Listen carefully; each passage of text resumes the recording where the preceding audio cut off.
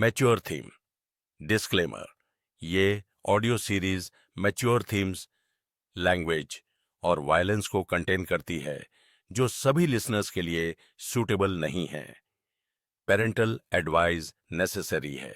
ये content adult audiences के लिए है और इसमें combat, blood, murder, potentially disturbing scenarios और स्ट्रॉन्ग लैंग्वेज इंक्लूड हो सकती है। अगर आप ऐसी कंटेंट से इजीली ऑफेंडेड या डिस्टर्ब्ड हो जाते हैं तो प्लीज ना सुने। ये ऑडियो सीरीज किसी भी प्लेटफॉर्म कंटेंट को कॉपी नहीं करती है। स्टोरी फैंटेसी बेस्ड है। अगर कोई नाम मैच करता है तो हम इसे एक कोइंसिडेंस कह सकते हैं। यह ऑडियो बुक फन और जॉय पर्पसेस के लिए डिजाइन्ड है। कहानी के बीच में हस्तक्षेप करने के लिए माफी चाहता हूं। अगर आपको कहानी सुनने में भरपूर मजा आ रहा है, तो हमारे YouTube चैनल नेक्सस नैरेटर को सब्सक्राइब करें। हमारे एपिसोड को एक लाइक और एक छोटा प्यारा सा कमेंट जरूर करें, जिससे हमें भी खुशी होगी और हम आगे के एपिसोड बना पाएंगे। धन्यवाद। अब कहानी में आगे बढ़ते हैं। राजसी सभागार की हवा तनाव से भरी हुई थी, घनी और दम घुटने वाली। मेघ अपने अलंकृत सिंहासन पर भावहीन होकर बैठा था। उसका चेहरा ठंडी सत्ता का मुखौटा पहने हुए था। उसके बगल में मेघरथ, उसका छोटा भाई, पिंजरे में बंद बाघ की तरह टहल रहा था। उसके चाबुक की चमड़ी हर बेचैन कदम के साथ चरमरा रही थी।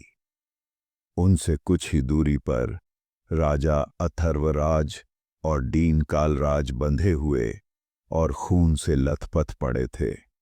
उनके सिर बेजान तरीके से लटके हुए थे। विपिन बता नहीं पा रहा था कि वे जीवित हैं या मृत, लेकिन उनके हाल ने उसके पेट को मथ दिया। वह जानता था कि पकड़े जाने के बाद उनकी हालत बहुत खराब होगी, लेकिन उनकी दुर्दशा की क्रूरता ने उसके खून को जमा दिया। अंदर लाओ। मेघरथ की आवाज दमघुटती चुप्पी को चीर गई। एक सुनहरी कवचधारी गार्ड ने सुमन को हॉल में धक्का दिया। वह लड़खड़ा गई। उसके आमतौर पर जीवंत रेशमी कपड़े अब फटे और दागदार थे और घुटनों के बल गिर पड़ी। गार्ड ने मेघ को गहरा प्रणाम किया। महाराज और युवराज को रिपोर्ट करते हुए मैंने सुमन का आदेशानुसार पीछा किया और व्यक्तिगत रूप से उसे भुवनेश्वर के निवास में प्रवेश करते देखा। मेघरथ का चेहरा बर्फ जैसा ठंडा था। मेरे शाही भाई ने मुझे चेतावनी दी थी कि तुम हमें धोखा दे सकती हो, कि तुम विपिन की मुखबिर हो सकती हो।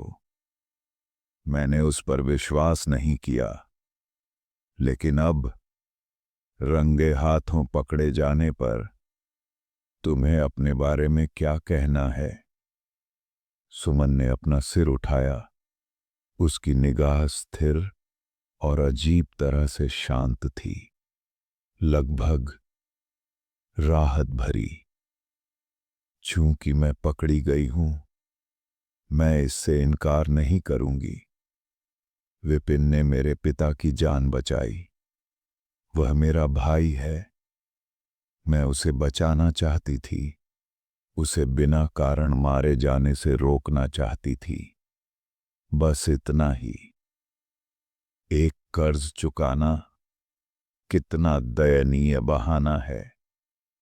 मेघरथ ने ताना मारा। मैंने तुम्हें ओहदा, दौलत वह सब कुछ दिया जो तुम चाह सकती थी। क्या तुमने कभी सोचा है कि तुम्हारे कार्य मेरे विश्वासघात हैं? वह सब कुछ जो मैं चाह सकती थी। सुमन के पीले होंठों पर एक कड़वी मुस्कान फैल गई। मेरे पिता ने जीवन भर दरबार में एक संगीतकार के रूप में सेवा की। एक बार देर से आने के कारण आपने उन्हें मौत की सजा सुनाई। केवल 3 दिनों तक महल के बाहर घुटने टेकने के बाद ही आपने उनकी जान बख्शी। तब भी उन्हें बुरी तरह पीटा गया और माया शहर से निर्वासित कर दिया गया। उन्हें कहीं जाने को नहीं छोड़ा। तब तुम्हारी कृपा कहाँ थी? जब मैं व्हाइट रॉक सिटी वापस जाना चाहती थी तो तुमने मेरी सुंदरता देखी और मुझे जबरदस्ती शाही महल में वापस ले आए, जहां तुमने मेरा बलात्कार किया। अपने पिता की खातिर मैंने अपने गुस्से को निगल लिया और आज्ञा मानी। तब मुझे सब कुछ देने की बात कहाँ थी? मैंने सोचा अगर मैं सहन करूंगी तो शायद मुझे भागने का मौका मिल जाएगा, लेकिन मैं गर्भवती हो गई। सुमन की आवाज थोड़ी कांप रही थी। एक आंसू की भूतिया लकीर उसके गाल पर गंदगी से रास्ता बनाती हुई। यह मेरा पहला बच्चा था। मैंने उसे बहुत प्यार किया। मैंने यहां तक कि तुम्हारे साथ जीवन बनाने की कोशिश भी की। लेकिन जिस दिन मैंने शाही महल में एक उपपत्नी के रूप में प्रवेश किया, तुम्हारी कीमती राजकुमारी ने मुझे जहर दे दिया, जिससे मेरा गर्भपात हो गया। इतना ही नहीं, मेरी साधना पूरी तरह से अपंग हो गई। जब मैंने न्याय की उम्मीद में तुम्हें घटना की सूचना दी तो तुमने मुझ पर अपनी हद पार करने का आरोप लगाया और मुझे जेल में बंद कर दिया। मैं सिर्फ एक दरबारी संगीतकार की बेटी हूं, निम्न जाति की। तुम्हें एक रखैल के रूप में मुझसे शादी करना ही मेरे लिए बहुत बड़ी बात थी। राजकुमारी दूसरी ओर एक शक्तिशाली आदमी की बेटी है, एक प्रतिष्ठित वंश की। मैं कैसे तुलना कर सकती थी? मैं प्रतिस्पर्धा करने के लिए क्या कर सकती थी? तभी मुझे समझ में आया, तुम्हारी नजरों में मैं सिर्फ एक खिलौना हूं और इसे कृपा समझा जाता है। क्या मजाक है? और इसलिए मैं तुम्हारे साथ चली, तुम्हें रणनीतियों पर सलाह दी और तुम्हारी साधना में सहायता की। आखिरकार मैंने तुम्हारा विश्वास अर्जित किया। अंततः मेरे डिजाइनों के माध्यम से राजकुमारी को मार दिया गया और मैं अपनी वर्तमान स्थिति पर पहुंच गई। लेकिन क्या आम लोगों के सामने तुम खुद को एक मार्शल आर्ट के दीवाने के रूप में चित्रित करते हो, जो महिलाओं से दूर रहता है, एक ईमानदार आदमी। लेकिन मैं तुम्हें बहुत अच्छी तरह से जानती हूं। पर्दे के पीछे तुम एक नीच बदमाश हो जो हंटर लिस्ट में 14वें नंबर पर है। सपनों में महिलाओं को अपवित्र करने के लिए कुख्यात। तुमने वर्षों में हजारों महिलाओं को बर्बाद किया है। तुम जैसे व्यक्ति को कृपा की बात करने की हिम्मत कैसे हो सकती है? तुम ऐसे शब्द बोलने के लायक भी नहीं हो। विपिन इस खुलासे से स्तब्ध था। उसने पहले इस घृणित व्यक्ति के बारे में फुसफुसाहट सुनी थी। लावण्या ने भी घृणा से उसका उल्लेख किया था। फिर भी विपिन ने कभी कल्पना नहीं की थी कि यह कुख्यात चरित्र वास्तव में एक शाही राजकुमार होगा और एक सबसे शक्तिशाली और सम्मानित पुरुषों में से एक, कम नहीं। कुछ गड़बड़ थी। जब उसने मेघरथ का विश्लेषण करने के लिए स्वर्ग की लाइब्रेरी का उपयोग किया था, तो ऐसे भ्रष्ट कृत्यों से जुड़े भाग्य के कोई संकेत नहीं मिले थे। अगर यह सच होता तो खामियां स्पष्ट होती। तुम बकवास कर रही हो।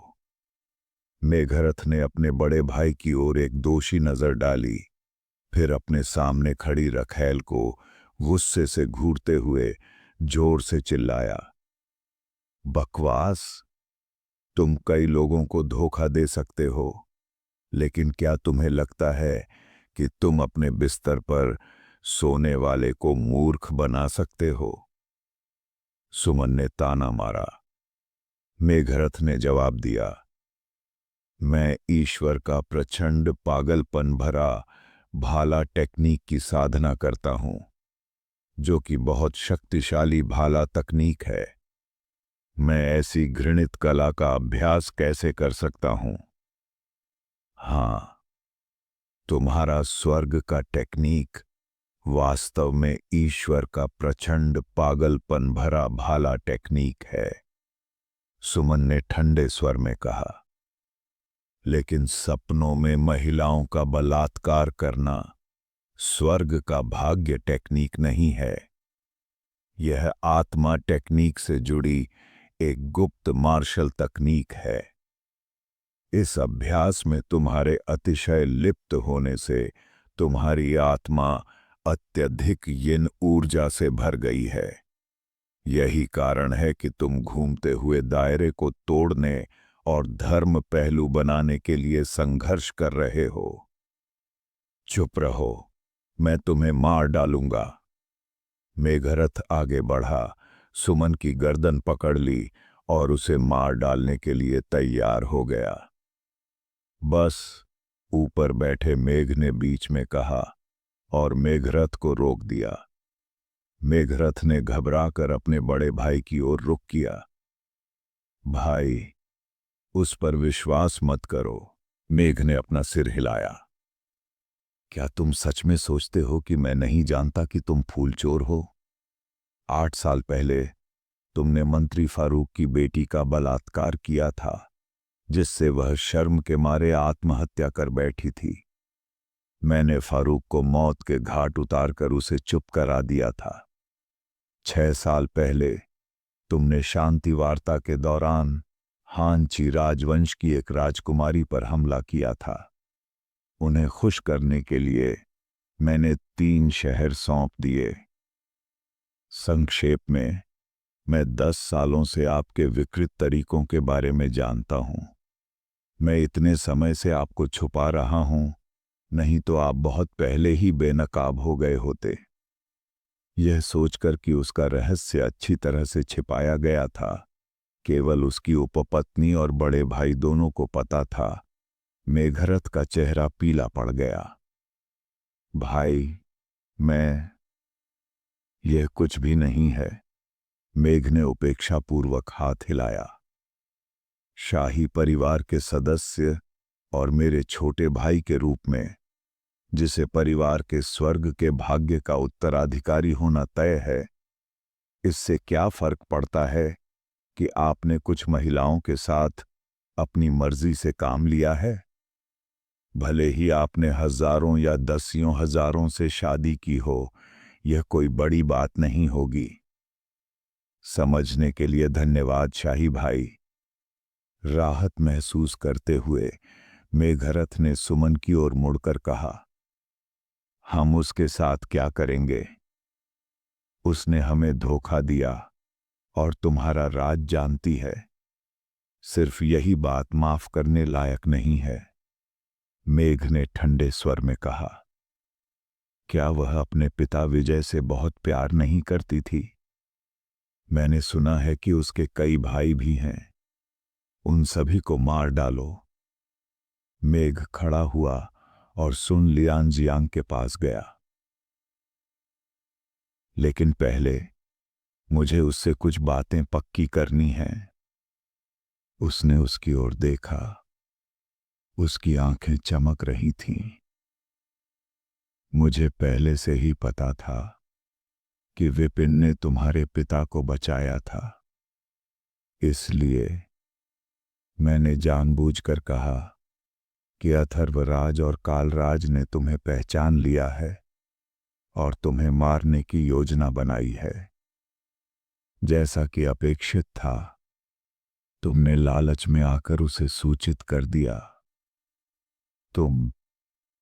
तुमने यह सब पहले से ही योजना बना रखी थी। सुमन की पुतलियां अविश्वास में सिकुड़ गईं। मैंने ऐसा किया था। मेघ ने अथर्वराज और कालराज के खून से लथपथ रूपों पर नजर डाली। इन दोनों ने यह मानने से इनकार कर दिया कि वे विपिन को जानते हैं या उसका ठिकाना बताते हैं। इसलिए मैंने तुम्हारे लिए एक जाल बिछाया। अब मैंने उसकी पहचान की पुष्टि कर दी है। सुमन की दृष्टि धुंधली हो गई। उसने सोचा था कि वह किसी को बचा रही है, लेकिन उसने उन्हें केवल उनके विनाश की ओर ले गई। अब बहुत देर हो चुकी है। मैंने विपिन को आपकी योजनाओं के बारे में पहले ही बता दिया है। वह शायद माया सिटी छोड़ चुका है। सुमन ने कमजोरी से कहा। छोड़ दिया? मेघ ने ठहाका लगाया। मैंने शहर से सभी निकास बंद कर दिए हैं। वह फंस गया है। उसकी ताकत वाकई बहुत बड़ी है। यहां तक कि किस्मत बदलने वाले काले अघोर चाकू टेक्निक के दूसरे चरण में भी महारत हासिल है। लेकिन शाही परिवार की ताकत के सामने वह एक चींटी से ज्यादा कुछ नहीं है, जिसे आसानी से कुचला जा सकता है। सुमन फर्श पर गिर पड़ी। निराशा उस पर हावी हो गई। मेघ ने व्यंग्य किया। अगर तुम मेरे लिए एक काम पूरा कर दोगी तो मैं तुम्हें छोड़ दूंगी। ऐसा करो और विपिन जिंदा रहेगा। तुम मेरी राजकुमारी बनी रहोगी और तुम्हारा परिवार बच जाएगा। क्या तुम मुझसे क्या करवाना चाहती हो? सुमन ने झिझकते हुए पूछा। मेघ ने उसे एक जेड की शीशी दी। उसे यह दवा दे दो।